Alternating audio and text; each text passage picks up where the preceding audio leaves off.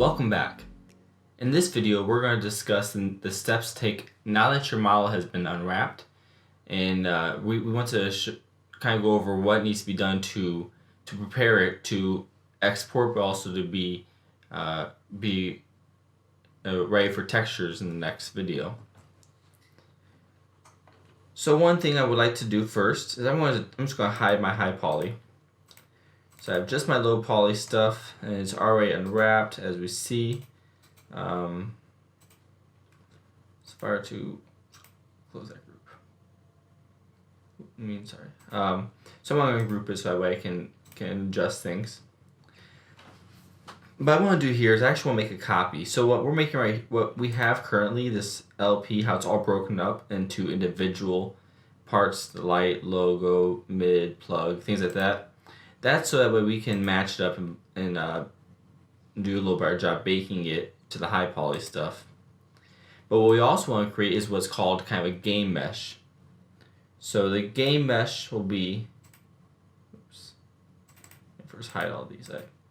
So what the game mesh is, it's going to be your final model that the texture will go onto when you go into the game engine. So what I want to do first here is I'm just going to convert L poly. I'm going to select everything I have in the low poly. I just want to make a copy of that. So I'm just going to hit clone and copy. And now I'm going to just group this together so that way we don't lose it. And real quickly, I'm going to hide this group so we just have our low poly, all the individual low poly stuff. And I'll group that as well just to keep it organized. I'm going to call this LP. And now I'm going to select all the LP and we'll hide that. And so we're going to now go back to my game object, which I will now show. Okay, so what we want to do here is a few things. Let's hide this glass so I can see inside here. I actually want to make more than just this one bottle. So what I want to do is I want to copy this bottle over. Now keep in mind, anywhere, just like how up here on these vents, when I copy it, it will still keep the same texture as I go down. So now if I paint on here, it will automatically paint on all the other 5 items at the same time. So what I'm going to do here, using that same technique, I just want to now start copying this bottle. I'm going to rotate it a little bit so that way it kind of looks like 5 different bottles, although it's actually using the same textures because they're the same bottle. So what I'm going to do for starters, I'm going to just select this. I'm going to drag it over just a little bit, maybe something like this. Now I'm going to copy that just 2 times. Okay, so now I have a bottle that fits in the cooler, and we need to probably stagger them a little bit, so I'm going to move this forward. And so that they all look different, I want to go ahead and just rotate this like so. I'll rotate this one the opposite direction a bit. Perfect. Now I want to take this bottle and move it straight down, holding shift, moving down the z-axis, like so. And let me just go to my straight on view there, and I want to just line it up at the bottom, kind of where those ridges are. Perfect. Like that. I'm going to make another one off the side here. And this bottle will go just line up with that ledge right there. So something like this. And I need to go my perspective, make sure I push it forward so it's right on that ledge. Like that. And like I did the last bottle, I'm just going to rotate this in such a way that it looks a little different. Now I'm going to make one more bottle. I'm going to bring this way. And what I want to do with this one actually would be to rotate completely 90 degrees so it's laying flat. And then we'll just rotate it maybe about 60 so it's kind of inside that cooler. Now if I go to my straight on view, there you go, I just want to line up with the bottom of that. And then I want to just make sure it goes all the way to this corner. Okay, perfect. So now I have a bottle, and now you can just double check, make sure it's not poking out the glass. Alright, if nothing's poking out the glass, perfect. Okay. So now I have my, I guess you can call it my game mesh created. And what's the next thing? The next step is to attach everything together. So I'm gonna go to attach. You could click attach and actually click on each individual thing like this. That's not very efficient. Let's go to attach, but to the options right here. We just want to attach this whole list. And they'll only show the list of visible things. So if everything else is hidden, you should be able to attach the whole list. So now let's change this to soda machine. I'm just gonna call this LP for low poly. It's our low poly game object. Now if I go to the front, I notice that it's actually not where I want it to be. So I'm just gonna rotate that real quickly. 90 degrees, like that. And then at this time, this is a good time too if your pivot point's anywhere other than where you want it to be. Like I want mine to be on the base of the whole model, right in the middle. So I adjusted that. This would be a good time to do that. So now we have our game asset. Let's go ahead and export this out. So just gonna go export selected, and we're gonna call it Soda Machine LP. And now that so I've already saved this once, and so you don't need to do anything with bones. Smooth groups we want to keep the same. Turbo smooth, fine. Okay, and then make sure there's no animations, cameras, lights, or audio, and then hit OK. So now what I'm gonna do is I'm actually gonna hide this because I'm done with that one. Something else I want to discuss real quick. I'm gonna show my high poly. Let's see. So I'm just going to real quickly hide my low poly work. So all we see now is the high poly stuff. So when later on, and here's a good example, let's say when we're going to our back vent. I want to open this up real quick.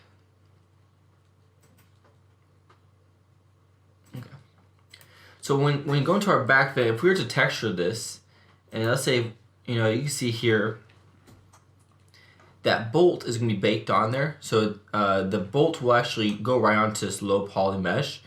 But if you want to texture it, it's going to be kind of hard just to paint this bolt here. So what we're going to do is use materials for masking later on. So with that being said, I'm going to create material I'm just going to hit the M shortcut key from my material editor, and it is loading right here. Okay, so I'm going to make a material. I'm just going to make it nice and bright pink. Really doesn't matter what color you make it. Now I want to actually go into this back vent. I want to grab my element selection. I'm just going to select these bolts, and now I want to just have those bolts that color. Okay, and actually I might want to go with my other, and so I'm just going to even title this bolts.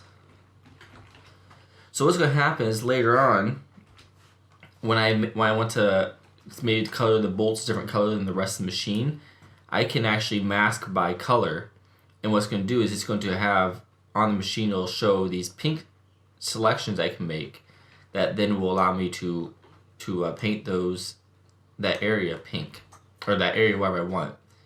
So if I look here, I might want to, maybe rest these bolts. I'm going to real quickly select this. I'm going to just select all those bolts, and then again make those that pink color. The same thing up here. Okay. Perfect, and we'll make these bolts the pink color as well.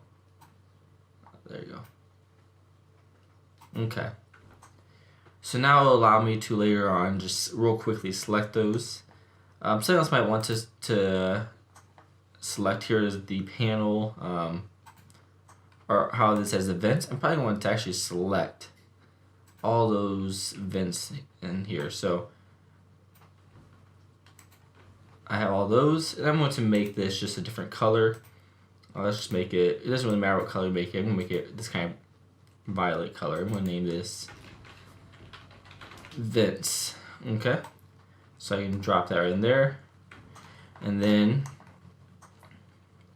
over here we have the same thing going on. So I'm going to select everything and then just select those vents.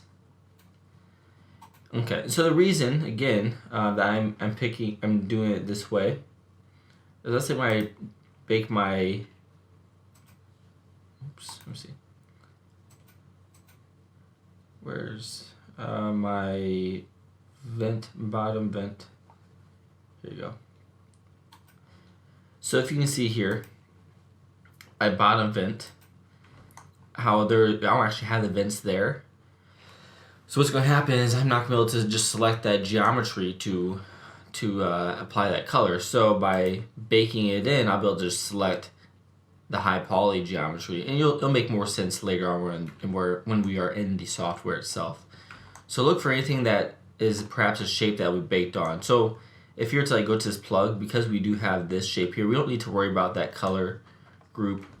Maybe something like right here. So if we go to our chord HP, and I'm actually going to just real quickly first add poly, and I'm going to select just what I would, let's see, so I think something like that will be good. Maybe one more. Oops, there you go. So I want this to be a different color. So what I'm going to do is, I'm just going to call this chord end. I'm going to make this, go to diffuse, I'm going to make just, I guess a yellow is fine. And I'll just drop this right in there. Okay, so now, later on, oops, let me see if I can find that, there it goes. Later on, I will be able to select this chord, and maybe I want it to be all rubber, but I want this last part to be kind of a metal, or maybe some kind of a plastic. I can quickly select that right there. Okay? So what we're going to do next, this next step will be to actually what they call explode the mesh. So the reason we are exploding this mesh is that way when it goes to bake, it's not going to capture the other items on its bake. So let me quickly explain to you what baking does. So let's say, for example, you want, we made this high poly version of a very smooth, see all those polygons, very smooth top piece, right? So now what we want to do is we want to have this smooth low poly version. So this is significantly less polygons, but we want this to have the same appearance as the high poly. So what's going to happen during the baking process is it will take this low poly version and it will actually send rays out every direction. So just imagine like a shell modifier. See, so it's going to send out rays in all these directions, and it's going to gather data, and it'll see the high mesh version. It'll be like, okay, now this is where the curvature. And it's going to kind of take on that. If I can bring this up one more time. Whoops. So what it's going to do is so here's what we have, and we're going to send it out maybe just a little bit, and it's going to take on all those round smooth edges, kind of projecting out that. So that's kind of the process of baking. So what we want to do though, because the problem is sometimes it might send out those waves, if you want to call it that, kind of that projection out, and it will gather some data from something down here. So then you'll get this weird line along the edge because it's actually catching this data as well. So that's when we want to explode the mesh. Okay, so I'm going to go ahead and show all of these. Oops. Okay. I'm just going to start off by selecting, or at first, because I did, keep in mind, I did group this, and went to just open the group on both of these, open this group. Oh, this one's already open. Perfect. So what I need to do is I just need to select both the high poly and low poly, and I'm just going to need to, just drag it out. It's that simple. Now what you're doing is you are just literally grabbing the two high poly and low poly version and just dragging them out. Okay, so make sure you, just like that. And so it's a pretty simple process. Oops, let's see.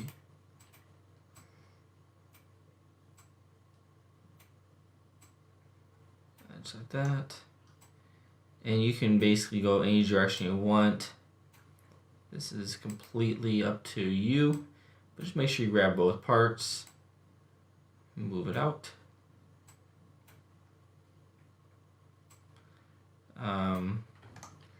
And the thing is, right now it's going to look really crazy, but because we already made that game poly version, this is just for texturing purposes. Later on, it will know exactly where everything belongs because you'll just simply attach it to what we made that game poly version earlier. It'll say, okay, here's how it should look, but we're going to use these texture maps. So it's a pretty simple process, really. So the glass, we want to make sure to, and this might be a little challenging, so we're going to have to grab the glass like so. And move that one out. Okay.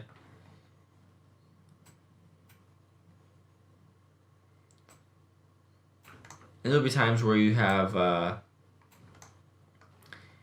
perhaps you have some small pieces that you want to be separated. And I'll show you that just an example in a moment.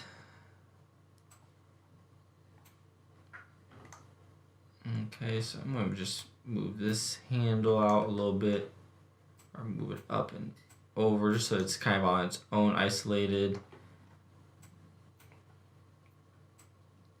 And just to make sure everything's nice and distant from each other.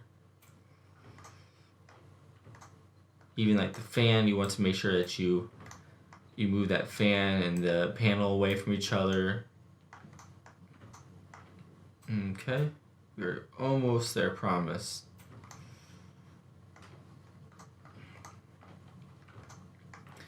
So now one of those examples I was telling you, actually let's move all these. I forgot the fan blades are separate than the rest of the items. Oops, I need to actually grab both. Oh, in fact, we'll just grab this, move this up, then we'll grab these and move them straight over. Make sure they're kind of in their own, perfect. Okay, so one of those examples that you might see is, let's say that, okay, so I'm trying to just get into this. So technically this is all connected, this plug is all one mesh. That's fine, but what we might want these prongs to be separated, because what's going to happen is it's going to merge, or it's going to kind of give a little bit of a shadow right here. So what we can do is we're going to select these two. Let's see if we can.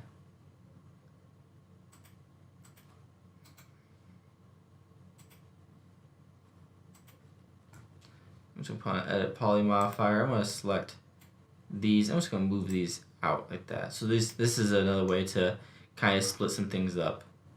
So I'm going to select this and move these down. Okay, and I might want to select this, move it this way, and I might as well just move this a little further away.